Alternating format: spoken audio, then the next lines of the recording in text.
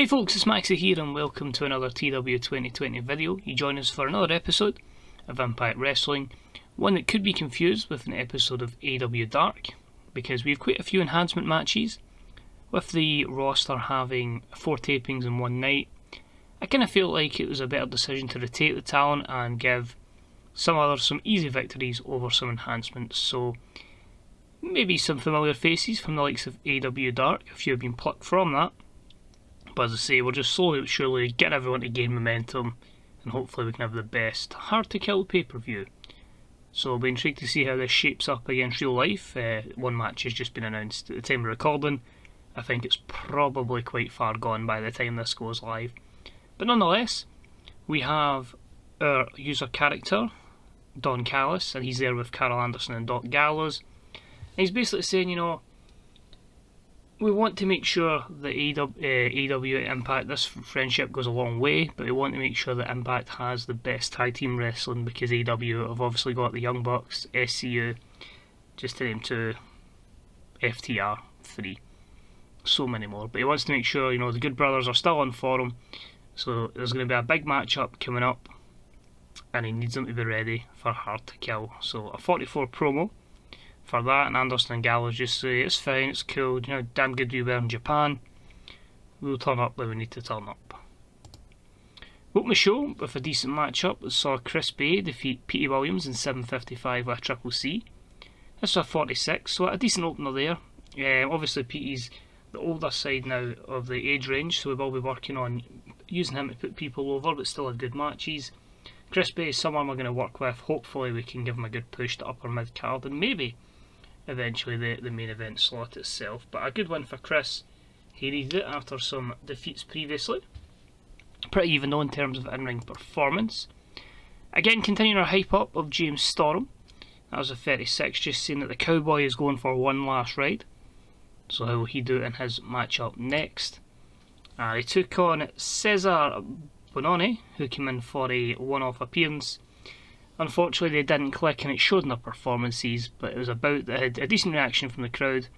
Terrible wrestling, as Cowboy James Storms defeated Cesar in 7:58 with the super kick. 34, it is what it is. Negatives obviously them not clicking, so you've probably dropped that from maybe a 40, but the main thing is just getting some more momentum on the side of the Cowboy James Storm.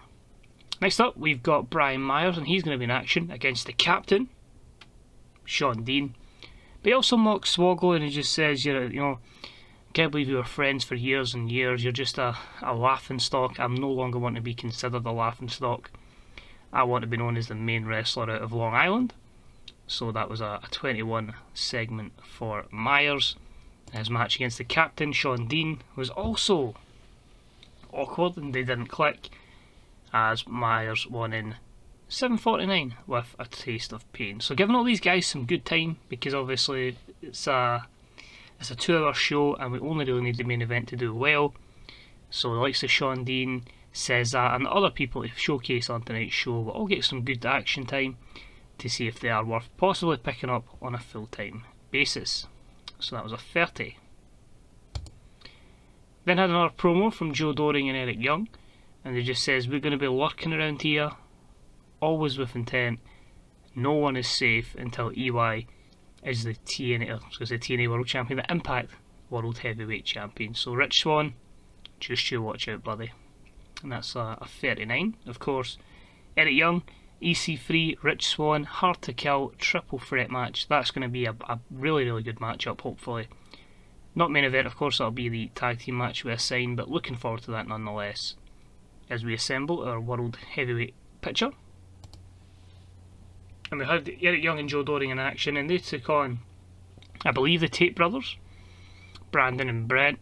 I don't know too much about them personally, but that's just because I'm stuck in the AEW WWE bubble, so I apologise on that. But anyway, as you can imagine, the reason for this one was to give Joe Doring like a pinfall victory, but at the same time, still have the overness of Eric Young as the main thing here.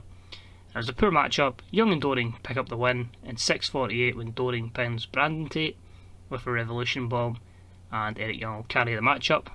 But 39's okay considering the overness of everyone. Brandon was off his game. but it's just again getting that momentum and a bit of exposure to Joe Doring. Then had a promo with Deonna Promo on Jessica Havoc. Of course, Havoc has just destroyed Kimberly, taking her out of action. And Deonna says it doesn't matter if you're with Impact or if you're with AEW or an independent, she's going to make you tap out. She doesn't care how dangerous Jessica Havoc can be. No one is going to take that Knockouts Championship away from her. So a 40 promo there as Deonna looks to keep her belt past Hard to Kill. So that's another matchup that is booked in, that is confirmed. The women's action, or the Knockouts action, was between Kylan King and Tenille Dashwood. And about it didn't have much heat and terrible wrestling. Tenille picks up the win in 7:49 with a roaring elbow. I felt like here Tenille's not had too many victories and many of my saves, which is a bit disappointing for her. But she picks up the win in a 33 rated matchup with Kylan King doing the honours. Then the promo with Rohit Raju, who cuts a promo on Leo Rush. He says Leo Rush just got lucky the other week on Impact. At Hard to Kill it won't be the same situation. He's going to pick up the W and retain his X Division Championship. He's the face of the X Division, not Leo Rush. And Rohit was in action and he took on Ariel Dominguez and he wins in 7:48 with the Dragon's Wings. It's a 33 and 19 performance for Dominguez, a 39 for Rohit Raju. And I'm going to let you in on a little spoiler here. Now you've probably noticed the thumbnail of the series is Suicide. We don't have Suicide. Caleb Conley's here, but he is 38-year-old.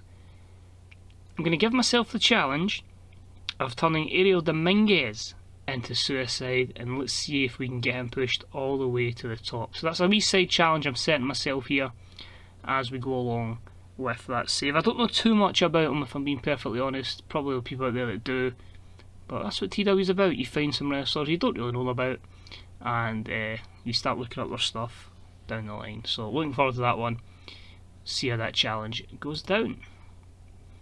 We then had another enhancement match. We had Madison Rain pick up another victory in 8:02 over Amber Young with a shining Yakuza kick. A 33 rated matchup here.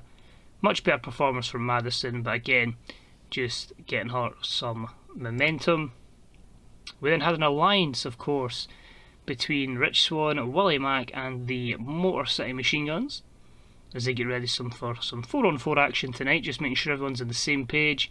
Because obviously they know that Willie Mack and Rich Swann have a target on their back. So that was a 46 rated segment there.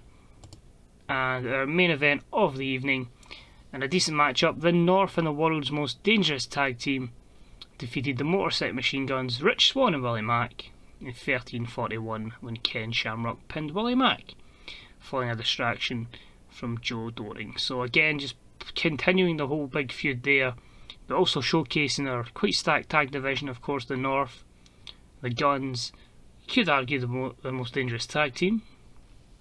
And you can see there quite a lot of performances very similar. The weakest there being Ken Shamrock, and that's with Alex Shelley off his game. At the end of the show, Rich Swann also gets taken out and beaten down by EC3, who stands tall, looks at the World Championship and signals, is that his narrative? He's got to control it, and that's the narrative that he wants to write. We finished the show with an overall rating of 45, which increases our popularity in 31 regions. So over the course, I'd say we've still a long way to go. I mean, we're hoping to get 100 rated matchups here at one point. And once we have the overness of the company size at a decent level, then we can start to bring in your main AEW guys. So as much as I'd love to bring in Kenny, etc., not going to happen. No interest from anyone on their side until we get to a decent size. So thank you for watching. Quite a short episode, but that's what these are, short and sweet. Next week is the go home show, and then we're on the road to Hard to Kill. Thanks for watching. See you soon. Bye bye.